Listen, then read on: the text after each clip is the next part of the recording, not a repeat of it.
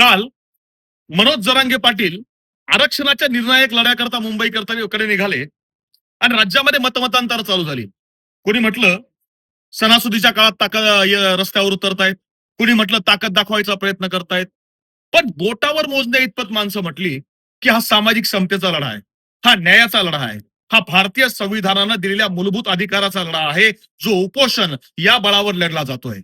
कारण मुळात आरक्षण ही संकल्पना एका मराठा कुटुंबात जन्माला आलेल्या राजर्षी छत्रपती शाहू महाराज नावाच्या महापुरुषानं मांडली आणि तिला घटनात्मक रूप देण्याचं काम विश्वरत्न डॉक्टर बाबासाहेब आंबेडकरांनी केलं. हे करत असताना भाऊसाहेब पंजाबराव देशमुखांसारख्या माणसांची त्यांना मदत झाली.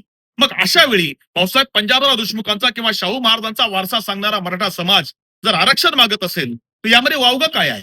तर परिस्थिती अशी आहे की राज्यातल्या ज्या शेतकरी आत्महत्या आहेत त्यामध्ये सर्वाधिक संख्या ही मराठा समाजाची आहे. राज्यामधल्या माथाडी कामगारांमध्ये सर्वाधिक कामगार हे मराठा समाजामधले आहेत आणि मराठा समाजाचं आर्थिक असेल, शैक्षणिक असेल किंवा सामाजिक असेल मागासले पण हे आधीच सिद्ध झालंय. मग अशा वेळी प्रस्थापित 100-125 राजकीय पुढाऱ्यांच्या कुटुंबांना बघून जर समाजाच्या इतर लोकांची आपण तुलना करणार असू तर ते सामाजिक अधपतन ठरेल. आणि अशा वेळी या आरक्षणाच्या आंदोलनाला न्याय देण्याऐवजी सरकार नावाची यंत्रणा आंदोलनावर जर पाळलेली 4 कुत्री सोडत असेल तर ते दुर्दैव आहे. कारण ही तीच आहेत की जी रात्रीच्या अंधारामध्ये निवडणुकीच्या काळामध्ये जरांगे पाटलांचे पाय पकडून मदतीची भीक मागत होती. पण प्रश्न जे कोणी म्हणतात की जरांगे पाटील ताकद दाखवतायत, पण मला वाटतं नाही, जरांगे पाटील हे ताकदीचं नाही तर जरांगे पाटील हे विश्वासाचं प्रतीक आहे.